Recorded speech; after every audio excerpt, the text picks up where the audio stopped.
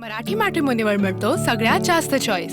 मराठी मॅट्रिमोनीने लाखो स्थळं जुळवली आहेत। यापेक्षा चांगली गोष्ट काय असू शकते? मराठी माणसांची नंबर 1 चॉईस मराठी मॅट्रिमोनी।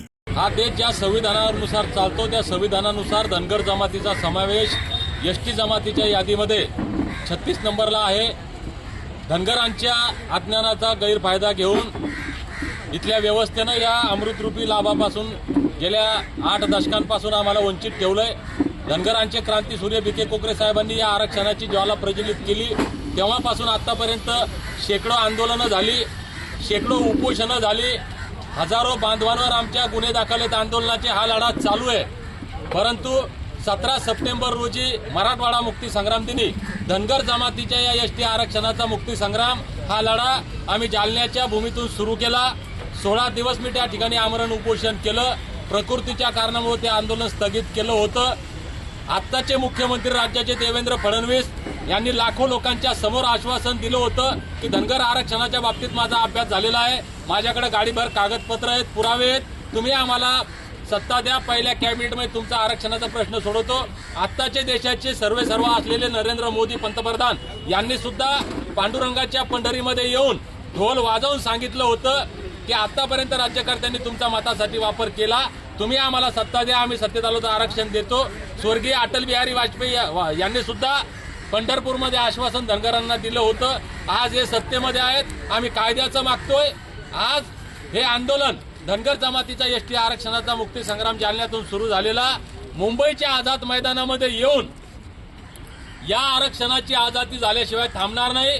आमची देवेंद्र फडणवीस साहेब, नरेंद्र मोदी साहेबांना विनंती आहे, तुम्ही ज्या पद्धतीनं आश्वासन दिलं धनगर जमातीनं तुम्हाला सत्ता देण्याचं काम केलं। देशातल्या स्वातंत्र्यानंतरच्या इतिहासात पहिल्यांदा भाजप सत्तेमध्ये आलं, कारण या राज्यात 2.5-3 कोटी धनगर समाज आहे, या देशात 20-25 कोटी धनगर समाज आहे। धनगरांनी केलेल्या उपकाराची जाणीव ठेवा, तुम्ही दिलेला शब्द पाळा आणि पुढील होणारे अनर्थ टाळा। आम्हाला कुणालाही हौस नाहीये आमचे कामधंदे सोडून आमचा वेळ आणि पैसा खर्च करून या मुंबईमध्ये येण्याची, पण सरकार देवेंद्र फडणवीस साहेब तुम्ही आम्हाला मजबूर करताय, तुम्ही आमचा अंत पाहताय, तरी सुद्धा आम्ही शांत आहोत।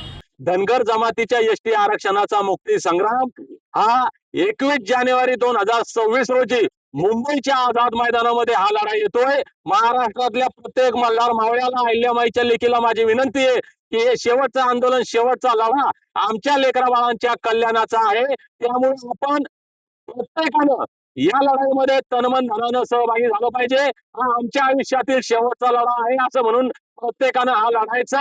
या मुंबईच्या आझाद मैदानातून आमच्या धनगर जमातीच्या एसटी आरक्षणाची आझादीचं आंदोलन आपण लढतोय। ही आझादी घेऊन आमच्या लेकरा बाळांचं कल्याण करून एसटीचे सर्टिफिकेट घेऊन या मुंबईचं आझाद मैदान सोडू। चल तर भेटूयात 21 जानेवारी 2026 आझाद मैदान मुंबई। जय मल्हार बोलो। मराठी मॅट्रिमोनीवर मिळतो सगळ्यात जास्त चॉईस। मराठी मॅट्रिमोनीने लाखो स्थळं जुळवली आहेत। यापेक्षा चांगली गोष्ट काय असू शकते? मराठी माणसांची नंबर 1 चॉईस मराठी मॅट्रिमोनी।